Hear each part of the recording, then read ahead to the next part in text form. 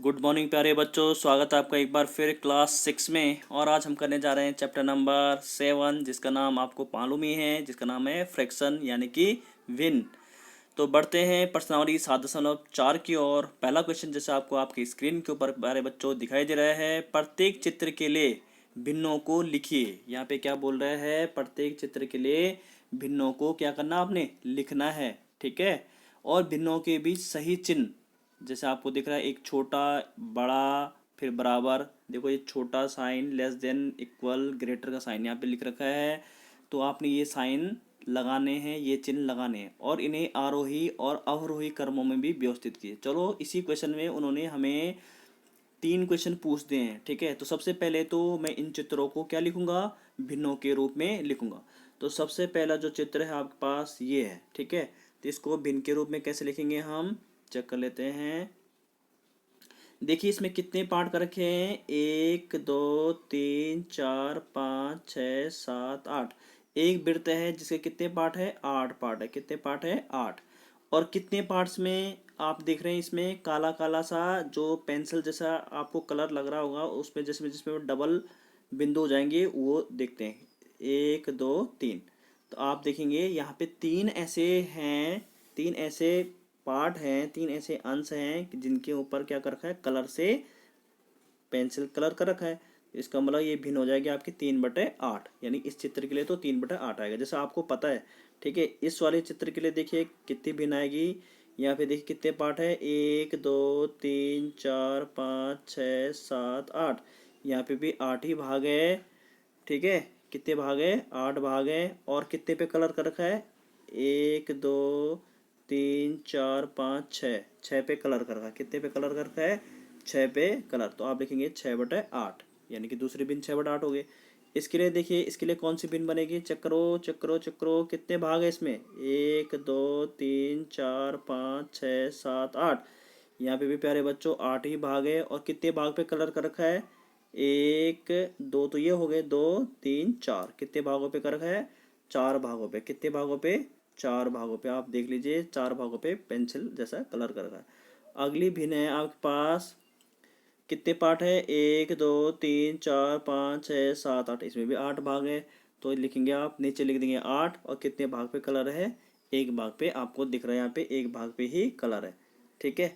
तो इसको लिखूंगा मैं 1/8। तो ये तो आपने देख लिया। अब प्यारे बच्चों ये बताना है कि इसमें चिन्ह लगाने, भिन्नों के बीच में सही चिन्ह लगाइए। सही चिन्ह लगाना है। ठीक है। किसके बीच में क्या, कौन कौन सा चिन्ह आ सकता है। ठीक है, समझ में बात आई। तो आपको यहाँ पे लग रहा है कोई चिन्ह, कोई भिन्न इनमें से बराबर है। बराबर भिन्न कौन सी है, कोई भी भिन्न यहाँ पे बराबर आपको नहीं नजर आ रही है। ठीक है। क्योंकि एक 3/8 है, ये दूसरी 6/8 है, अगली 4/8 है, अगली 1/8 है। तो बड़ी भिन्न और छोटे भिन्न के बारे में बात करते हैं। 3/8 बड़ी होगी या 6/8। तो प्यारे बच्चों आप यहाँ पे हमेशा, अगर आपको ये देखना है कि कौन सी भिन्न बड़ी या कौन सी भिन्न छोटी है, तो मैं आपको एक सूत्र बता देता हूँ, आपने वो अपने दिमाग में बैठा देना है। ठीक है, कि सर क्या बोल रहे हैं। मैं ये बोल रहा हूँ कि अगर 2 या 2 से ज़्यादा भिन्नें हैं और उनमें से ये चेक करना है कि कौन सी बड़ी या कौन सी छोटी भिन्न है। ठीक है। बराबर भिन्न तो आपको पता है, तुल्य भिन्न। लेकिन यहाँ पे तुल्य भी कोई भिन्न नहीं है। क्यों, क्योंकि इसमें हर भिन्न का जो आपका हर नज़र आ रहा है, हर ये नज़र आ रहा है, वो सब में क्या है, 8 8 8 है प्यारे बच्चों। क्या है, 8 8 8 है। तो तुल्य भिन्न तो हो नहीं सकती। क्यों, यानी तुल्य मीन्स बराबर, क्योंकि इनका अंश अलग है और हर क्या है, 8 8 8 8 है चारों भिन्नों का। और अंश देख लोगे, किसी का 3 है, किसी का 6 है, किसी का 4 है, किसी का 1 है। समझ में बात आई। तो अब ये देखना आपने कि हर तो हो गए इक्वल, हर तो सबका इक्वल है, उसको तो आप छोड़ दीजिए। अब जिसका अंश बड़ा होता है प्यारे बच्चों, वो बड़ी भिन्न होगी। तो जैसे 3/8 और 6/8 में 8 8 तो दोनों का सेम है, हर सेम है। लेकिन 3 और 8 में, 6 में किसका अंश बड़ा है, 6 अंश बड़ा है। तो इधर आ जाएगा चिड़िया का चोंच खाली, यानी चिड़िया का चोंच खुला हुआ किस साइड आएगा, 6 की तरफ आएगा, जो बड़ा है। तो जैसे मैंने ये लिख लिया। तो यहाँ पे मैं इनको क्या करता हूँ कि ग्रीन पेन से इनको करता हूँ, क्या करता हूँ, ग्रीन पेन से। तो ये इधर आ जाएगा। अब यहाँ पे देखिए 6/8 और 4/8 में 8, ये भी 8 है, ये भी 8 है। लेकिन यहाँ पे आप देख रहे हैं ये 4 है, ये क्या है, 6 है। तो 6 बड़ी होगी। मैंने बोला था कि अगर अंश जिसका अंश बड़ा होगा वो भिन्न बड़ी होती है, लेकिन कब होती है? जब हर क्या हो? समान हो। तो यहाँ पे तो सबका समान है हर, तो जिसका अंश बड़ा होगा वो क्या होगी? बड़ी भिन्न होगी। तो इसका मतलब चिड़िया की चोंच किधर आएगी? चोंच तो 4 की तरफ आएगी, और खुला मुंह किसकी तरफ आएगा? 6 की तरफ आएगा। अब इन दोनों में देखिए 8 8 आप देख रहे हैं, यहाँ पे मैं ग्रीन पेन से कर रहा हूँ, हरे रंग के आप देख रहे होंगे आप, ये 8 है, ये भी 8 है, ठीक है। इनका हर दोबारा से क्या है? बराबर आ गया। लेकिन यहाँ पे जिसका अंश बड़ा होगा, तो अंश बड़ा क्या है? 4 का बड़ा है, क्योंकि एक जो है 4 से छोटा होता है, एक तो छोटा है और 4 क्या बड़ा है, तो इसका मतलब इधर आएगा। तो आपने ये चिन्ह लगा लिए। तो 2 क्वेश्चन तो मैंने कर लिए हैं। पहला कौन सा था कि भिन्नों के रूप में लिखिए, तो भिन्न आए आपके पास 3/8, 6/8, 4/8, 1/8 आपने लिख लिया। इसको नोट कर लीजिए आप, एक आंसर तो यही हो गया, ठीक है। दूसरा आंसर क्या था कि इनको इनके बीच में हमें क्या लगाने थे? चिन्ह लगाने थे, तो चिन्ह मैंने लगा लिए, ठीक है। इक्वल का चिन्ह तो आएगा नहीं इनके बीच। अब इनको आरोही और अवरोही क्रम में लिखिए। तो सबसे पहले आरोही क्रम का मतलब क्या होता है, अवरोही का मतलब क्या होता है, ठीक है, ये आपको समझना पड़ेगा। आरोही का मतलब क्या होता है आपका? असेंडिंग ऑर्डर, यानी कि छोटे से बड़े की ओर। आरोही मतलब पहले छोटी भिन्न, फिर बड़ी, फिर बड़ी, फिर बड़ी। अवरोही का मतलब होता है डिसेंडिंग ऑर्डर, यानी पहले बड़ी भिन्न, फिर छोटी छोटी छोटी। क्लियर है? तो ये आपका यहाँ पे हो चुका है, ठीक है। तो इसको मैं यहाँ पे इसको मिटा देता हूँ प्यारे बच्चों। आपको मैं बताता हूँ कि अब आपने कैसे इनको असेंडिंग और डिसेंडिंग ऑर्डर में लिखना है, ठीक है। समझ में बात आई? तो सबसे पहली भिन्न यहाँ पे आ जाएगी आपके पास, सबसे छोटी भिन्न। पहले मैं आरोही क्रम में लिखूंगा, किस में लिखूंगा? आरोही में, ठीक है। आप लिख लीजिए अपनी नोटबुक में कि आरोही क्रम। तो आरोही क्रम में सबसे छोटी भिन्न क्या होगी? 1/8 होगी, क्योंकि जिसका अंश सबसे छोटा होता है वही आती है, तो 1/8 ये आ जाएगा पहले। दूसरा 3/8, दूसरी भिन्न क्या होगी? यहाँ पे जरा जगह नहीं है तो मैं यहाँ पे लिख लेता हूँ 3/8, ठीक है। अगली भिन्न क्या हो जाएगी? 4/8, और अगली भिन्न क्या आएगी आपके पास?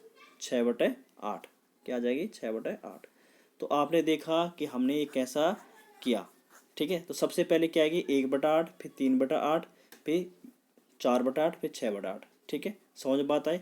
तो इसको आप ऐसे लिख सकते हैं। इसको लिखा मैंने आरोही क्रम में, आरोही क्रम में, ठीक है। 1/8, फिर 3/8, फिर 4/8, तो यानी कि 1 3 4 6, ठीक है।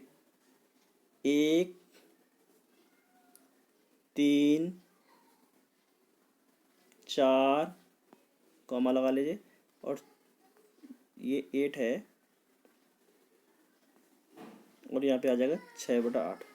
तो ये तो आपका निकला आरोही, आरोही क्रम, आरोही क्रम। ये कौन सा क्रम है? आरोही क्रम है, ठीक है। यानी आरोही मतलब क्या होता है? अंश तो देखो इनका अलग अलग है, हर क्या है? सेम है। तो जिसका अंश छोटा होगा वो पहले आएगा, फिर थोड़ा बड़ा, 1 के बाद 3 ही आता है, 3 के बाद 4 आता है, 4 के बाद 6 आता है। और अवरोही क्रम क्या होगा?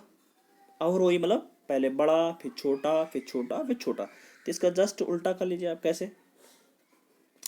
पहले क्या आएगा? 6/8 आ जाएगा, फिर 4/8 आ जाएगा, फिर 3/8 आ जाएगा, और फिर 1/8 आ जाएगा। ये क्या हो जाएगा आपका?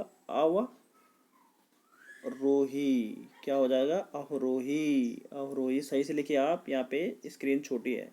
अवरोही क्रम, ठीक है। समझ में बात आई? आपने समझना है, इसको साफ साफ लिखना है अपनी नोटबुक में। क्लियर है? समझ में बात आई? तो उम्मीद करता हूँ प्यारे बच्चों ये आपके समझ में आया होगा क्वेश्चन।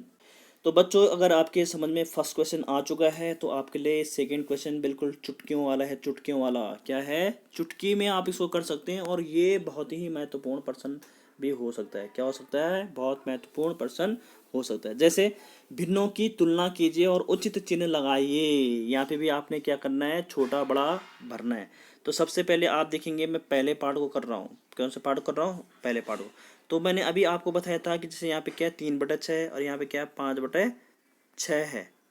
तो दोनों का क्या है? हर तो सेम है, हर सेम है ना। देखो 6 6, अभी यही तो बताया आपको पहले वाले क्वेश्चन में कि जिनका पहले सबसे पहले अगर आपके पास 2 या 2 से ज़्यादा भिन्न आती है, तो अगर उन्हें तुलना करनी है, उनको आरोही अवरोही क्रम में लगाना है, या ये देखना है कौन छोटा है कौन बड़ा है, तो सबसे पहले प्यारे बच्चों हमें चेक करना पड़ता है उनके हर को। हमेशा हर को ध्यान दीजिए।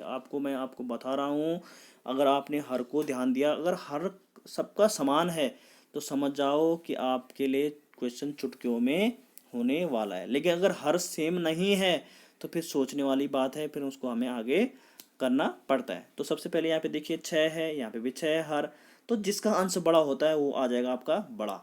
क्या आ जाएगा? वो आ जाएगा बड़ा। इसका मतलब 5/6 क्या होगी? बड़ी है। तो आप सिंपल सा यहाँ पे क्या कर दोगे, 5/6 को क्या दिखा दोगे? बड़ा, इधर आ जाएगा। ठीक है। दूसरा पार्ट है 1/7 और दूसरा है 1/4। तो बच्चों यहाँ पे गड़बड़ हो गई। यहाँ पे देखेंगे आप कि हर तो अलग अलग है। यहाँ पे अब क्या आ गया, एक नया नियम मैं आपको बताने वाला हूँ, नया रूल, कि यहाँ पे हर क्या है? अलग अलग है। एक का 7 है, एक का क्या है? 4 है। ठीक है, एक का 7 है और एक का 4 है। तो आप यहाँ पे ऐसा कर सकते हैं कि आप यहाँ पे अंश देखिए फिर। ठीक है, अंश देखिए, अंश इक्वल होने चाहिए। अगर अंश इक्वल है यानी अंश अगर बराबर है दोनों भिन्नों के, अभी तक मैंने क्या बोला था, ध्यान दीजिए मेरी बात को, कि अगर दो भिन्नों के हर बराबर है तो जिसका अंश बड़ा होगा वो बड़ी भिन्न होती है। ध्यान दीजिए कि बार बार बोल रहा हूँ मैं इस चीज़ को, कि अगर जिस भिन्न का हर बड़ा है, ठीक है,